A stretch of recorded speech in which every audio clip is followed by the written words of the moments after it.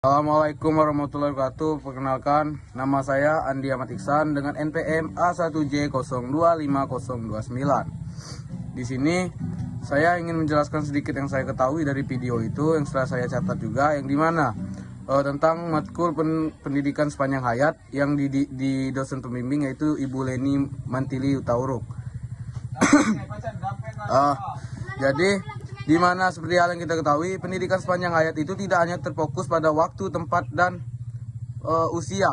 Tapi pendidikan sepanjang hayat itu langsung, yang dimana dari anak usia dini sampai sudah tua pun tetap yang namanya belajar. Makanya dinamakan pendidikan sepanjang hayat.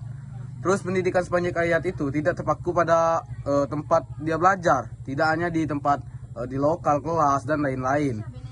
Dan yang seperti hal kita ketahui, bahwa pendidikan sepanjang hayat itu sangat dibutuhkan oleh seorang yang telah mendapatkan pendidikan, yang dimana perlu teman-teman garis bawahi juga bahwa pendidikan sepanjang hayat itu, walaupun seseorang telah memiliki gelar SPD, MPD, bahkan dosen pun tetap yang namanya belajar. Maka dari situ adalah namanya pendidikan sepanjang hayat yang tidak terpaku pada faktor usia, tempat, dan waktu. Jadi tentang pembelajaran sepanjang hayat adalah individu yang harus belajar sepanjang hidupnya, tidak terbatas oleh OSA atau jenjang sekolah. Pelajaran ini dipandang sebagai proses refleksi pengalaman yang kemudian dipahami, diolah, dan dipakai untuk menghadapi situasi baru. Lalu teman-teman, ciri manusia yang menjadi pelajaran sepanjang hayat adalah 1977-49. Ada satu, sadar bahwa dirinya harus belajar sepanjang hayat. Geragas belajar sepanjang hayat muncul dari UNESCO dan para ahli pendidikan. Intinya, manusia tidak pernah berhenti belajar, baik secara formal dan non formal maupun informal. Yang dimana teman-teman yang bermaksud adalah manusia, walaupun dia sudah menjenjang pendidikan seperti yang saya bilang tadi, dia tetap ada yang namanya belajar. Walaupun dia seorang guru, dosen, pejabat, ataupun yang lain-lain, dia tetap belajar.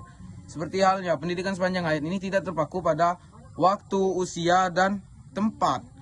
Seperti halnya kita belajar di rumah, walaupun kita sudah tidak sekolah, itu salah satu masuk dari pendidikan sepanjang hayat.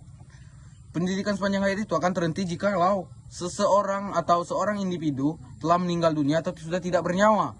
Makanya itulah pendidikan sepanjang hayat itu sudah ditiadakan. Jika dia masih ada di dunia, maka dia punya hak untuk belajar pendidikan sepanjang hayat. Mungkin segitu yang dapat saya sampaikan. Lebih dan kurangnya saya mohon maaf. Kepada Tuhan saya mohon ampun. Wabillahi taufiq wal hidayah. Wassalamualaikum warahmatullahi wabarakatuh. See you again. Thank you very much.